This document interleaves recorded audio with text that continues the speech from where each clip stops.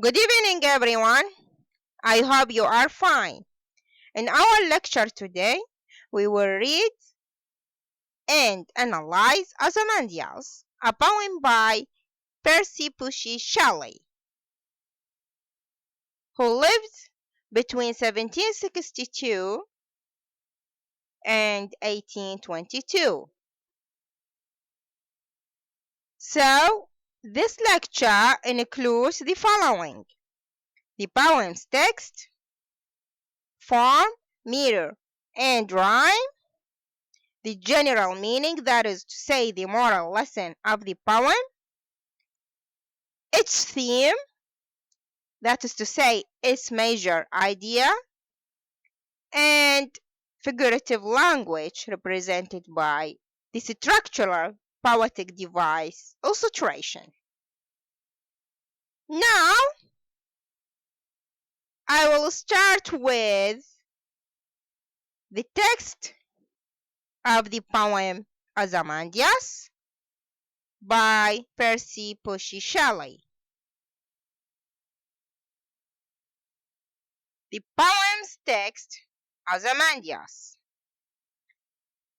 I met a traveler from an antique land who said two vast and trunkless lakes of stone stand in the desert.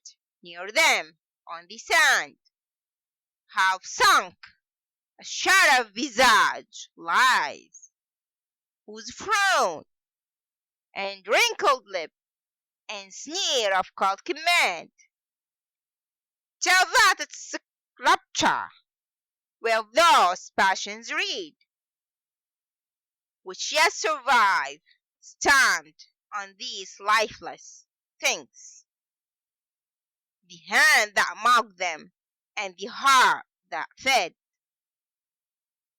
and on the pedestal these words appear. My name is Ozymandias, King of Kings. Look on my works, ye mighty and despair. Nothing beside remains round the decay of that colossal wreck, boundless and bare, the lone and level sands stretched far away. Moving on to the form, meter, and rhyme in this poem. Actually, Ozymandias is a poem that is written in long verse. Therefore, it consists of unrhymed iambic pentameter lines. Iambic pentameter, as we have previously said, is a metrical foot, means that we have unstressed syllable followed by stressed syllable for 5 times in the one line. Now, after knowing the form, meter, and rhyme of the poem, now we will move on to know about the general meaning of it, that is to say, the moral lesson of the poem Ozymandias. So, what is the general meaning or the moral lesson? As a matter of fact, Ozymandias argues that the greatness and power of man do not remain forever. However, they decay and vanish by the passage of time. So in this poem, the great king of ancient Egypt, who was a tyrant and dictator, died, and even his statue is broken into pieces. So the moral lesson here is that even kings who were tyrants and dictators one day will die. And if they have statues, even their statues will eventually be broken into pieces.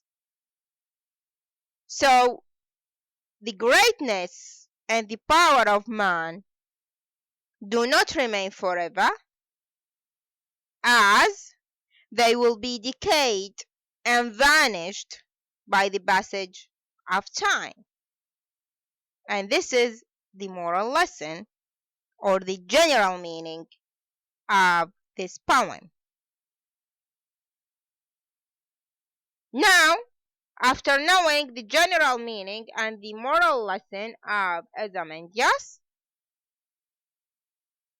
we will know about its main idea.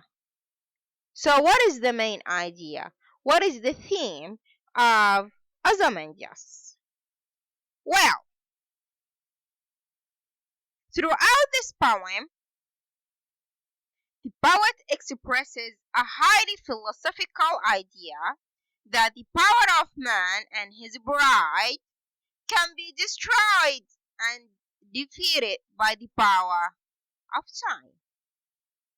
So time can defeat anything and everything.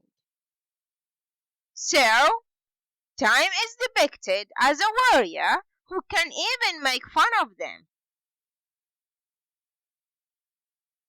So the major idea here in this poem is that the power of man and his pride can eventually be destroyed and defeated by the power of time.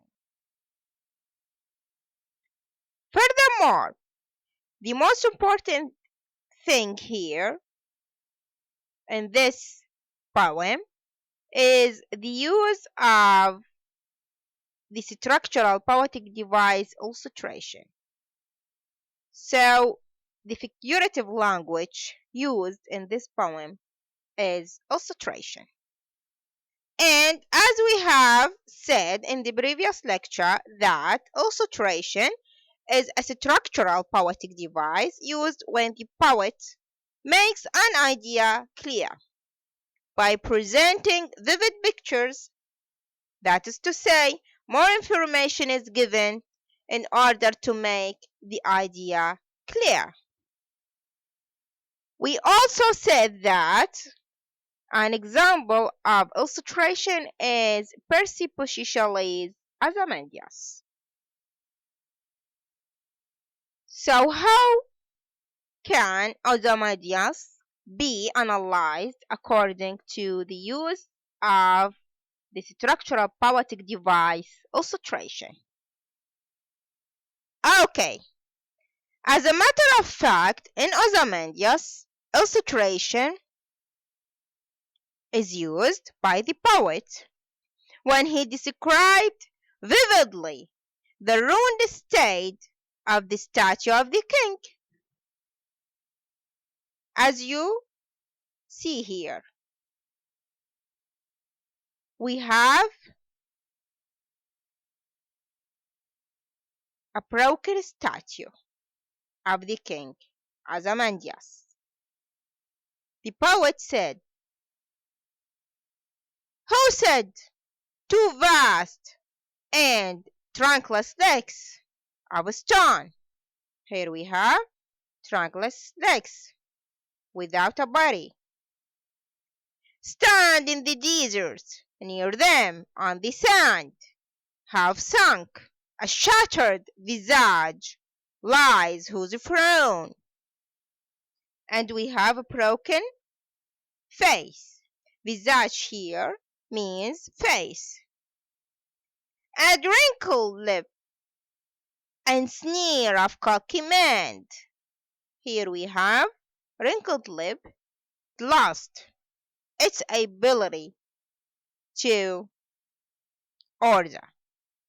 So, this vivid picture is shown obviously in lines 2 to 5 in the poem, which show the statue is as a trunkless legs, that is, without the upper parts of the body, broken face, and wrinkled lips, which have no ability to order anymore. Moreover, in order to describe the description of the ruined state of the statue and the ruined state of the king, the poet gives more information by saying in line 10, "My name is Ozymandias, King of Kings." Here, the poet actually presents more information about the psychological state of this king. His name, Ozymandias, and even his feeling of megalomania when he says, "King of Kings." And megalomania is the obsession with the exercise of power. It is a delusion about one's own power or importance, typically as a symptom of manic or paranoid disorder. However, a contrast is reflected here by showing the greatness of the king by saying his name and his feeling of megalomania. "My name is Ozymandias, King of Kings," and the ruined state of his statue. So here in this picture you can see the ruined picture of the king's statue contrasted to his greatness, shown in this line. "My name is Ozymandias, King of Kings." That was the end of our lecture today. For further reading, please refer to this reference. Next lecture, I will start with sense poetic devices, another type of figurative language. Thank you very much for your time and good luck.